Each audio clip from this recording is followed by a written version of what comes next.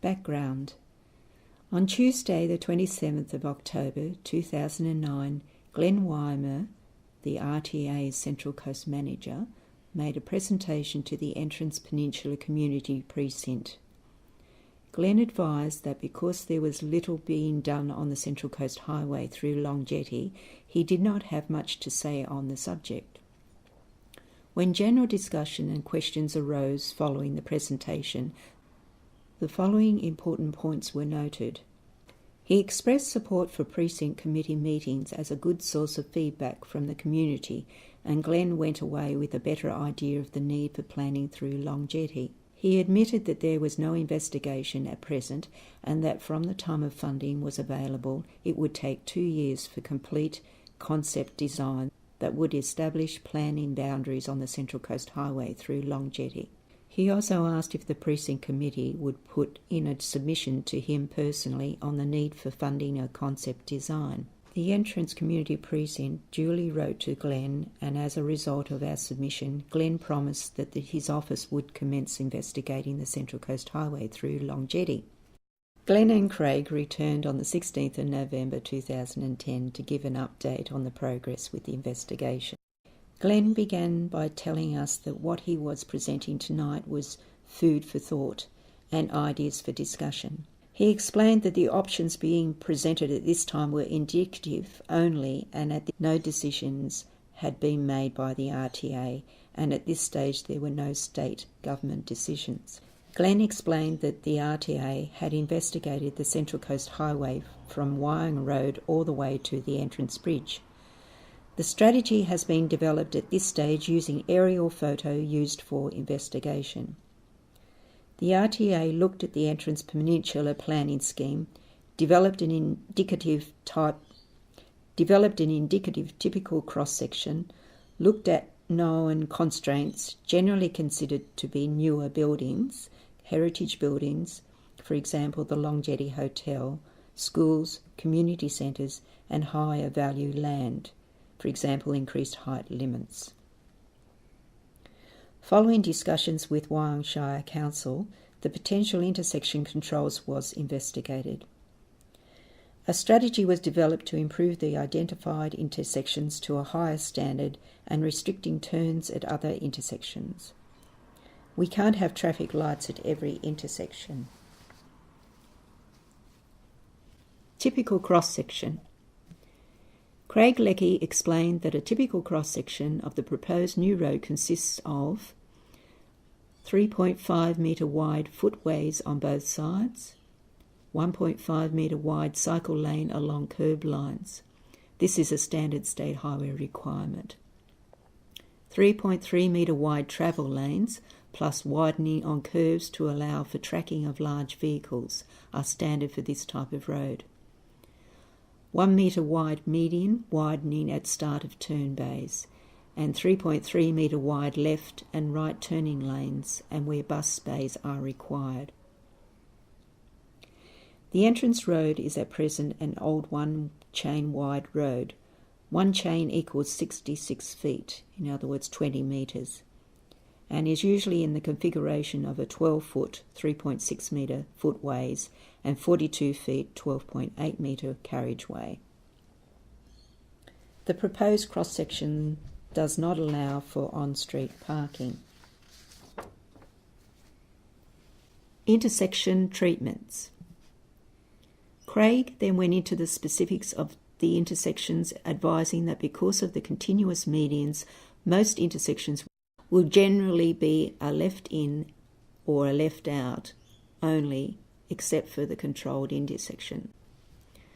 Traffic control signals proposed to be retained is Tuggerah Parade and Swaddling Street. The existing traffic control signals at Thompson Street are proposed to be removed. New traffic control signals are proposed at Pacific Street, Toowoomba Road, Anzac Road, Batley Avenue, Linwood Avenue and Fairview Avenue, needed for the school.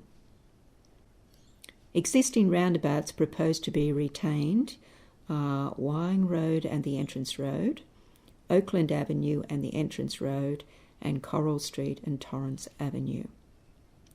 New roundabouts that are proposed are Oakland Avenue and Coral Street, Archbold Road and Ashton Avenue. Craig explained that to try to keep traffic flowing and maintain reasonable access to the areas, it was necessary to remove the traffic control signals at Thompson because it is impossible to phase 3 sets of lights and get them to work. If traffic signals were to be installed at Toowoomba Road, it would be necessary to close the western side and make a T-junction because the western side of the Toowoomba Road is too steep. The hill does not provide stopping sight distance. To provide sight distance, it would be necessary to raise Toowoomba Road halfway to the lake. This would limit access to the properties there and the cost would be prohibitive. Description of widening footprint shown on aerial photography through Long Jetty. Red lines in on the layout showed where existing bus stops were located, and these may be possible sites for future bus bays. Significant trees were also noted on the aerial layout. Craig then showed the footprint of the first cut of the RTA's proposed option. From Tuggerah Parade, the proposed widening is on the western side, impacting Moores and Civics video sites. And there would be a lot of widening required. The widening varies between 10 and 15 metres.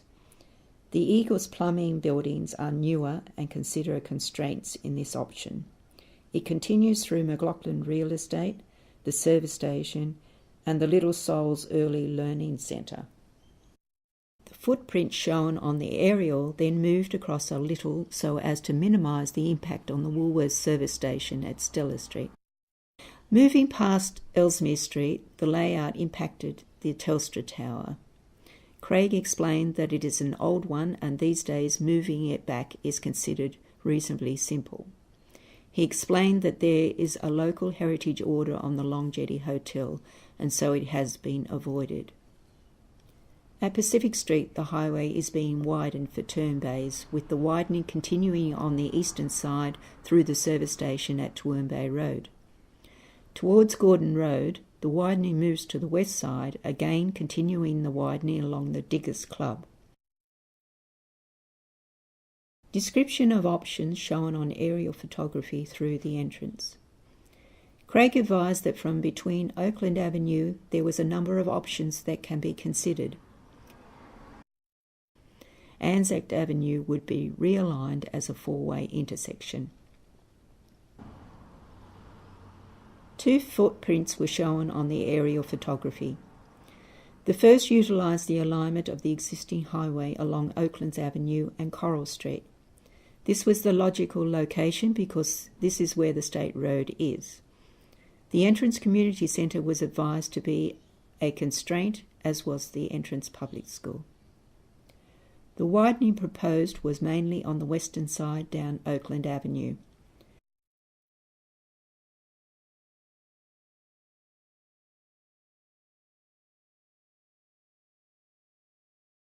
Craig explained that there was a number of options at the intersection of Oaklands Avenue and Coral Street, depending how severe you wanted to make the turn.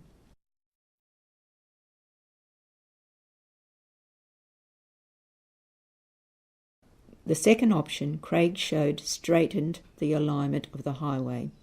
From Oakland Avenue, it continued north along the entrance road with widening on the eastern side until past the entrance public school, where it deviates on an alignment that takes the highway straight into Torrance Avenue, impacting on the Catholic Church property.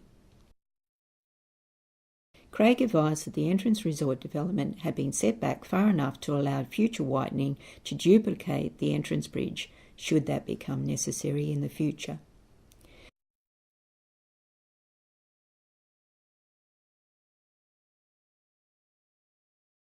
Glen Weymer then advised that the RTA would continue working with Council.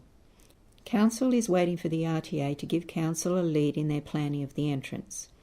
These options are not the only ones that could be considered. The planning of the highway involves interaction between the council and the RTA. Following this, there will be a long process of community consultation. The RTA does prioritise its major works, and the need for this work is not as high as others.